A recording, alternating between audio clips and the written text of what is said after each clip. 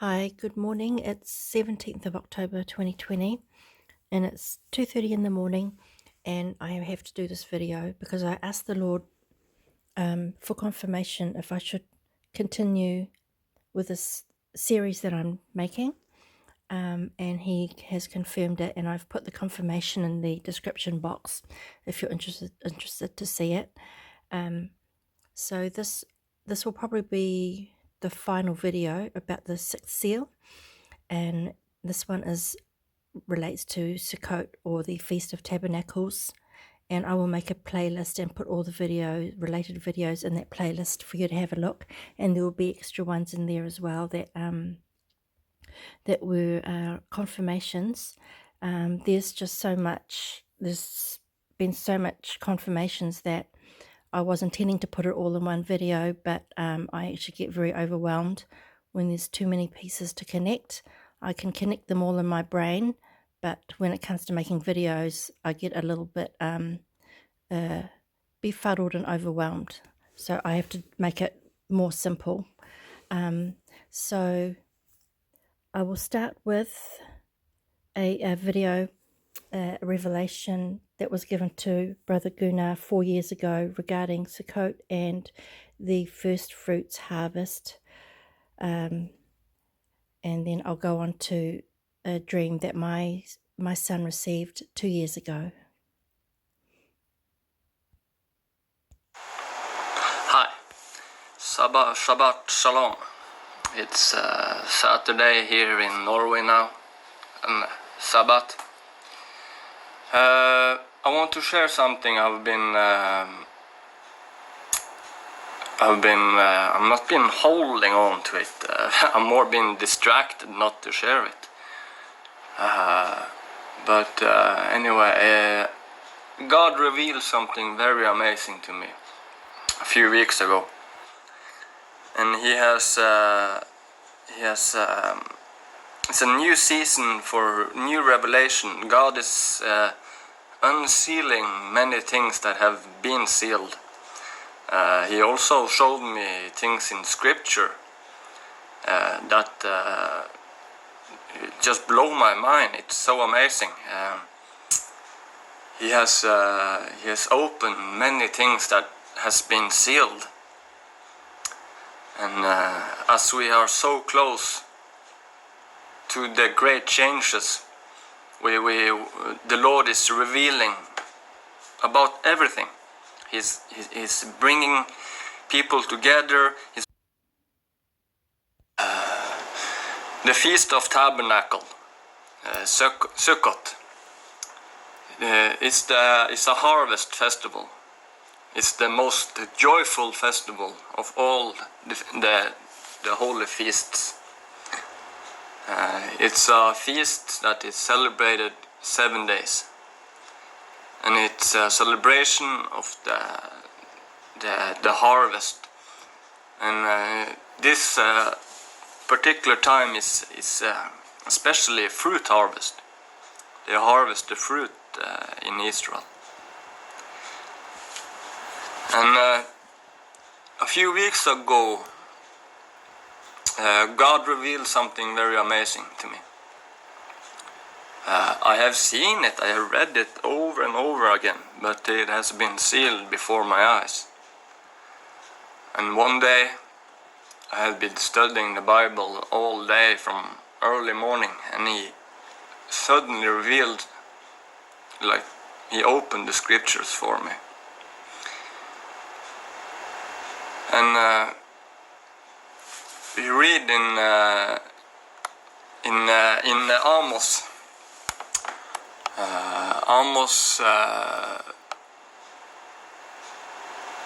This is Amos 5.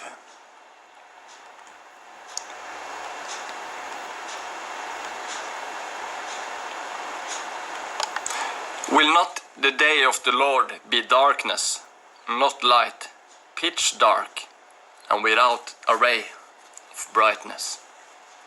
Now, remember what I've been talking about, the 3 days of darkness.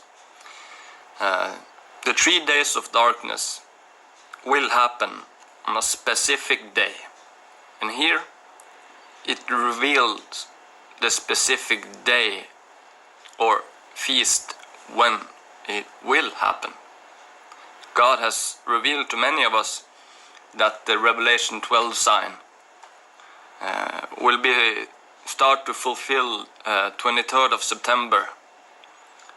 The Revelation 12 sign will occur for the first and only time in human history.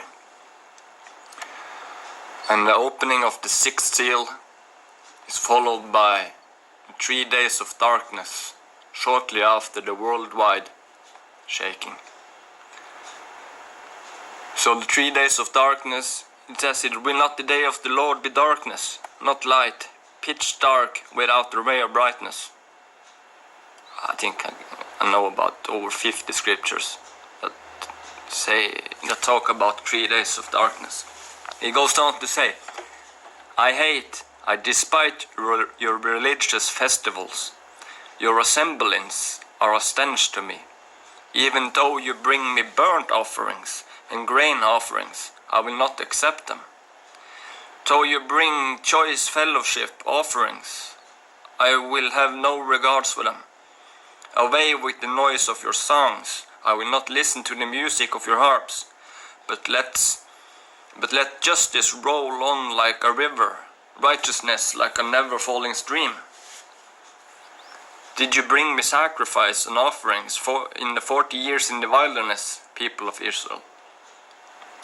Feast of Tabernacle is when we bring burnt offerings, grain offerings, and fellowship offerings.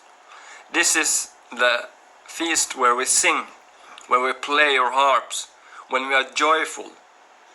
God tells us in Scripture to be joyful every day of that feast, for all 7 days, to be joyful, because it's the most joyful and happy feast where they celebrate the harvest. And then we know from the harvest, every hour harvest, there's some fruit that is ripe before others, and this fruit, if harvested, it's first fruit. In Amos 8, it says, the Lord showed me a basket of ripe fruit. He said, "What do you see, Amos?" he asked. "A basket of ripe fruit," I answered. Then the Lord said, the time is ripe for my people Israel. He has shown that the fruits are ripe. And when the fruits are ripe, you need to harvest. And God will harvest the first fruits first. The first fruit are 144,000. They are the ones who will be sealed and transformed during the 3 days of darkness that God has revealed. It goes on.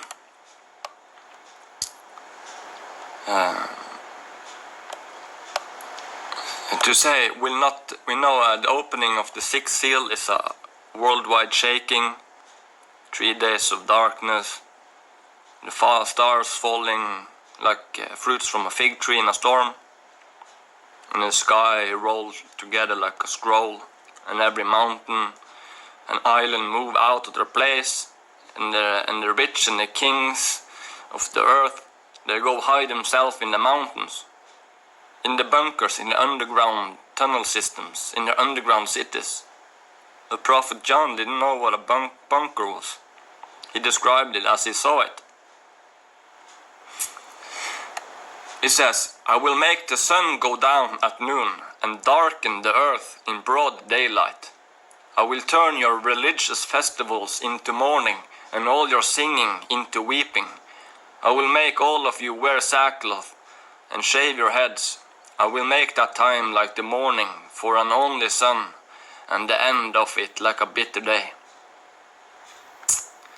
Here we see the 3 days of darkness described. And this is also connected with Amos 5, the verse I read before this. And here it says, How can the sun go down at noon and darken the earth in broad daylight?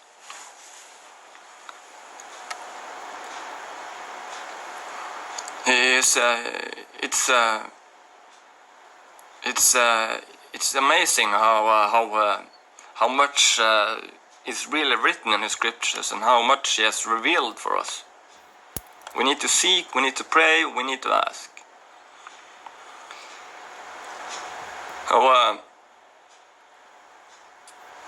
Let me see at my notes. So I saw that video back in maybe July or August, and now it's October. And when I listened to that, I immediately,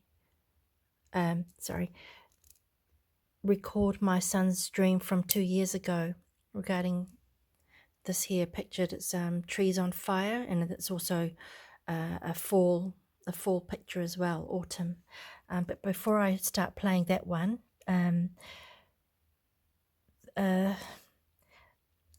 this whole thing goes back to when I was making videos about God's fire is coming. When I received the vision of the white heart on fire, white hot fire. So I guess I'll be putting those in the playlist, and the videos about new beginnings and joy. That's all related. The day of the Lord, it is about new beginnings, and it isn't just about God's anger, His fiery anger. It's about the joy and the new beginnings that is coming for His remnant army as well, and some other confirmations that was received over the course of the last few months is 2 sisters who received maybe 2 years ago that the 8th day is their birthday. One received that a specific day was her birthday as well, and she received that it was on Tabernacles that would be her birthday. And then there's a sister called Bbee Ed. She received a message about a birthday coming up, and I'll put that in the playlist. And then in the comments there was it 2 or 3 who said that they spontaneously began singing happy birthday for some unknown reason. And then another sister from elsewhere, she received 8th and then 3rd birth. So the first birth is your natural birth, the second birth is when you're born again, and the 3rd birth is the transformation of being changed from corruptible to incorruptible. 8th could mean new beginnings, and also it could relate to the 8th day of Tabernacles, but she's not sure, but that certainly stuck out to me. So I'll play this old video from 2 years ago regarding my son's dream. This picture here is half empty. Later on I added more scripture to the left regarding the stalks, but one thing I think my son omitted to tell me was that, or I forgot, was that this picture is on the side of a mountain. So this picture symbolizes a gathering of people at a mountain. So it is the gathering at the holy mountain for the 144,000. Well, today is 18th of June 2018, and I'm late sharing this dream that my son received on 7th of May. I've received about 5 confirmations now that I should share it, and also confirmation that I am indeed late. So here we go. So this is a drawing that my 15-year-old son drew. Shows a wilderness setting of pine trees, and instead of green they were already orange colour, and there was a dry riverbed, and there were 2 trees that stood out amongst the rest of the trees in the foreground. And he also saw 2 pieces of play equipment that are at the bottom left, and the picture shows in detail what he saw. So I'll start with the playground equipment. On the left piece of playground equipment, there was a circular play thing, and on one side it showed a dead flower, and when you turned the play thing around, it showed a live flower. And then on the right hand side, it showed a butterfly sitting on a live flower. And as I prayed over the dream on the first day, I received the interpretation fairly easily for this part of the dream, and it refers to 1 Corinthians 15 verses 51 to 57, which I'll read out now. Just a moment. So it says, "Behold, I show you a mystery. We shall not all sleep, but we shall all be changed. In a moment, in the twinkling of an eye, at the last trump, for the trumpet shall sound, and the dead shall be raised incorruptible, and we shall be changed. For this corruptible must put on incorruption, and this mortal must put on immortality. Then shall be brought to pass the saying that is written, Death is swallowed up in victory. Where, O death, is your victory? Where, O death, is your sting? The sting of death is in sin, and the power of sin is the law. Victory through Jesus." And the cross-reference for this scripture is, of course, 1 Thessalonians 4, 16 to 18. And in verse 18 it says that this passage is for our encouragement, and it is our blessed hope. So I don't know the timing of this dream, but I do believe it confirms my other video, what was it? The dreams and the message that I received about meeting Jesus, our bridegroom, the alignment event, and the first fruits going forth. Now, for the rest of the dream, I didn't know what the trees or the dry riverbed meant, so I just prayed on it. And I think on the second or third day, I was just in the car thinking about the dream, and it just came to me that for the trees, autumn colours, they represent a change of season, and it can also mean a season of change and a time of transition. So I believe it's saying that this is a season that we're in now, and scripture for autumn is also Proverbs 20 verse 4, which speaks about a time to work. So I really hope that this means that for those who are going to be working in the end times harvest, that it will be a transition into our time to work in the end times harvest. Wouldn't that be awesome? And a little later on, it also came to me that orangey red is a colour of fire, and I got the revelation of the baptism of fire, or the second indwelling, or the latter rain, where we're going to be baptised by the Holy Ghost as on the day of Pentecost. And also, of course, trees in the Bible represents people or nations, and scripture reference is Daniel 4, 20 to 22, Matthew 13, verses 31 and 32. And these trees are a people on fire, or God's fiery people, according to Isaiah 60 and 61, God's fiery people. The ones that are transformed and baptized with fire to go forth and do miracles and dunamis, mighty miraculous powers and works of God in the end times harvest.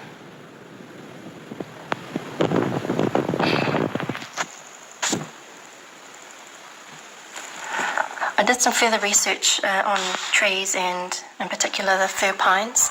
The fir pines are one of the 7 trees of the Lord, and in Isaiah 61, 1 to 3 and 11, it speaks of trees of righteousness, the planting of the Lord that he might be glorified.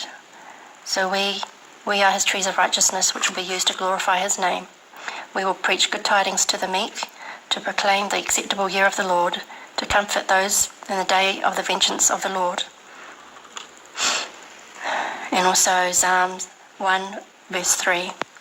Also a very interesting aspect of fir pines is that it's a place of safety for the stork and her nest. In Psalm 104 verse 17 it says, "Where the birds make their nests, As for the stalk, the fir trees are her house. So the mother stalk knows, via just basic instinct, to change or move climate to nest.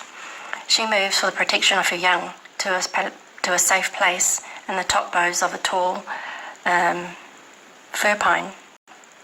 So this represents God keeping us safe. He will take us to places of safety, and He'll just be there and be our protection during this time of serving Him in the end times harvest. And even now, as we serve Him, He will still protect us as we seek Him for shelter and protection. Just a moment. And just as the stalk has a knowing or instinct, we should also be sensitive to God, to know the change of season and times we are in, and even to change location if He so directs, as He has done so for some people. For others, He has already placed them where He needs them to be. Also, other aspects of the fir pine is that it is a fruit-bearing tree, and the fruit of the pine cone is a delicacy or a sweetmeat served on all occasions of joy, and referred to Psalm 66 verse 6. So this is a time of joy for us as well. The fir pine also represents the blessings of God towards His people. Refer Isaiah 55 verse 13, and it represents God Himself. Refer to Hosea 14 verse 8. I am like a green pine. Your fruitfulness comes from me. And I also found a very interesting verse in Isaiah 10 verse 16, which I'll read. And under His glory He shall kindle a burning like the burning of a fire. And the light of Israel shall be for a fire, and His Holy One for a flame. And it shall burn and devour his thorns and his briars in one day, and shall consume the glory of his forest, and of his fruitful field, both body and soul. And verse 19, and the rest of the trees of his forest shall be few, and in that day that the remnant of Israel, and such as are escaped of Jacob, shall no more again stay upon him that smote them, but shall stay upon the Lord in truth. And also read on to verse 21 and 22. Now for the two trees that are in the forefront, I haven't received any interpretation for what these represent, but what came to mind was possibly the two witnesses. See the foreground on the riverbed. I also got, possibly it could represent the double anointing, the double portion ministry of Elijah through the outpouring of the Holy Spirit per John 14 verse 12 in the book of Acts, and possibly even the twins that people have been receiving about. I'm not sure, but if anyone has any revelation or understanding, if you could please share, that would be awesome. Thank you. Now for the dry riverbed, I had to look up, I just did a search on scripture for dry riverbed, and what I found was, of course, about the River Jordan, when God dried up the River Jordan, as He did for the Red Sea, to let the remnant of Israel pass through into their promised land and to receive their inheritance. So this is really exciting.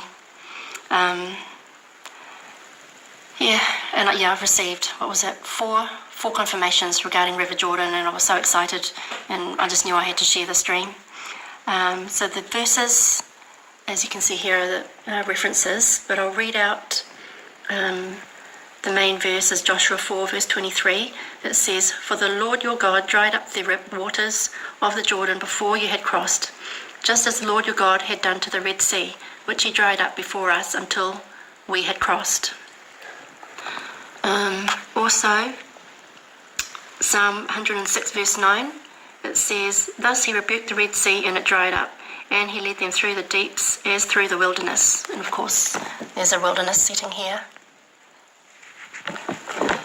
And also, the cross-reference for this is Isaiah 50 verse 2. Behold, I dry up the sea with my rebuke. I make the rivers a wilderness. And Isaiah 51 verse 10. Was it not you who dried up the sea, the waters of the great deep, who made the depths of the sea a pathway for the redeemed to cross over?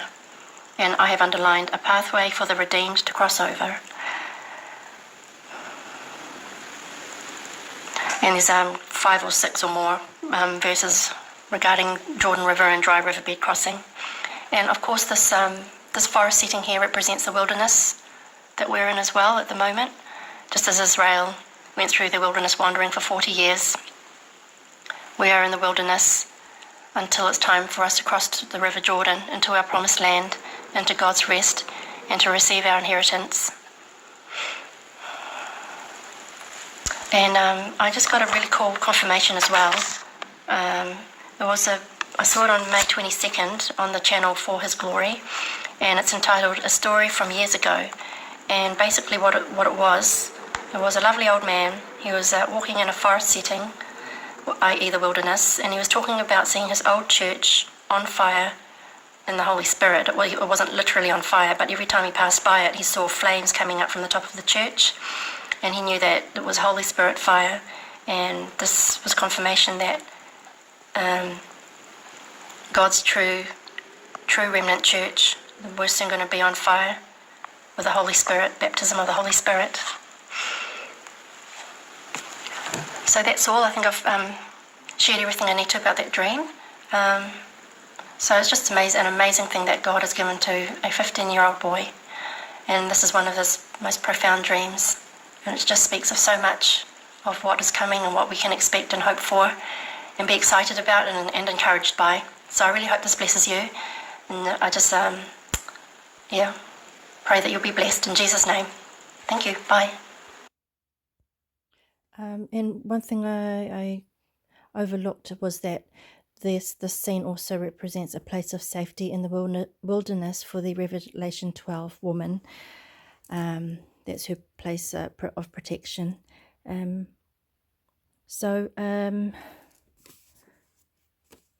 This has been one long journey, maybe 2 or 3 months, with lots of puzzle pieces put together by a few other sisters and brothers. So please pray over this, because I think we're in the season.